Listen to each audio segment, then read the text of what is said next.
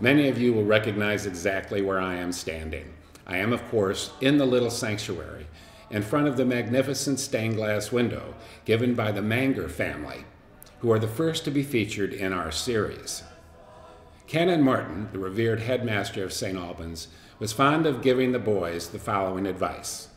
It's important to have an attitude of gratitude, which is exactly what this series is about. We hope you enjoy. The thing that's so great about the school, I think it really did more for the person. It brought out the best in the person, and who needed it the most, because they were a very outstanding academic group of boys there. As a matter of fact, I remember a few years back when it showed that about half the class went to Ivy League colleges. I include Berkeley in on that too. It's not Ivy League, but several went to Berkeley also in California, which is outstanding. So it was really kind of an amazing school that it was academically, I thought, was the best in the world. And the thing that was so good, they cared more about the underdog. That was me. Well, my father likes to remind me of the day I was dropped off at St. Albans, because I was the first to arrive at the school in 1980 when I was 15 years old. And you know, it was a little bit daunting to all of a sudden be driven down to a different city and to be, you know, dropped off at a school where you didn't know any of the other students, and you certainly didn't really know any of the faculty, although I did know Charlie Martin, Canon Martin, through my father. And so my father took me over and really left me with him at the cathedral and said, all right, well, we're going back to New York now, so you'll be with Charlie. And I remember he gave me a whole tour of the belfry and a very extensive tour of the cathedral. And that put me at ease that, you know, he was going out of his way to spend the time with me and take me around and, you know, take me under his wing a little bit. And my father loves to tell that story. Yeah, and I remember the chicken coops. I have to say, after hearing about this school, to finally arrive and be delivered to a chicken coop was a little bit surprising, but it was well worth it. And my memories of St. Albans a little bit parallel my father's, because I was an average student. I was not a natural athlete, but I had the comfort of knowing that the masters were on my side. And I struggled with English and with math and with languages.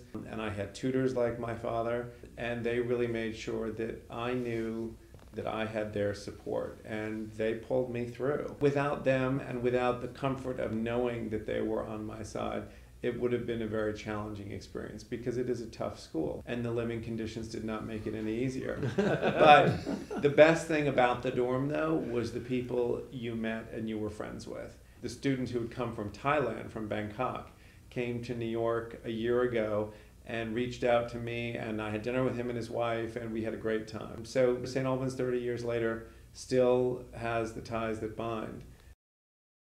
Dad talks about he had struggles. I spent an August in the band room, living in the band room in the lower school, and Mr. Brown, he tutored me for the entire month.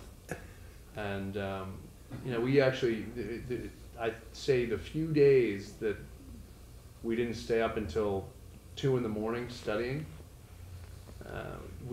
he was nice enough to take me up one time to the aquarium in Baltimore, and we went to a restaurant, and the two of us sat there, and it was just sort of a unique experience, because here I was being slave driven to learn math, and it was a sort of a nice little it was an away time, and I complained the whole time. I said I didn't want to go, and had a great time at the aquarium. And then Mr. Brown from then on said, don't ever question doing things with me, because I know what's going to be fun. And so I didn't believe him, to be honest with you.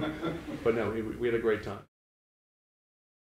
Mr. Ruga actually, I don't know how much he believed in my ability, but he came and spent one summer here in New York and tutored me all the summer, which was a remarkable experience. Mr. Smith was my math teacher, and I think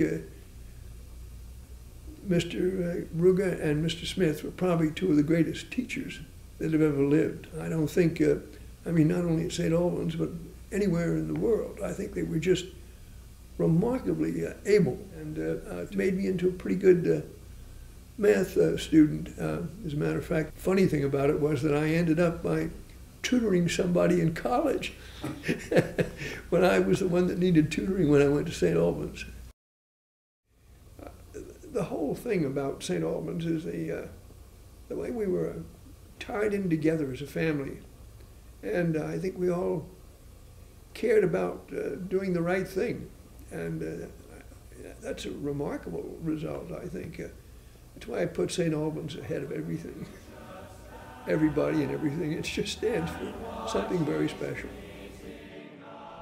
We hope you enjoyed the first in our series. Tune in next time where we will feature Bob and Paul Shorb.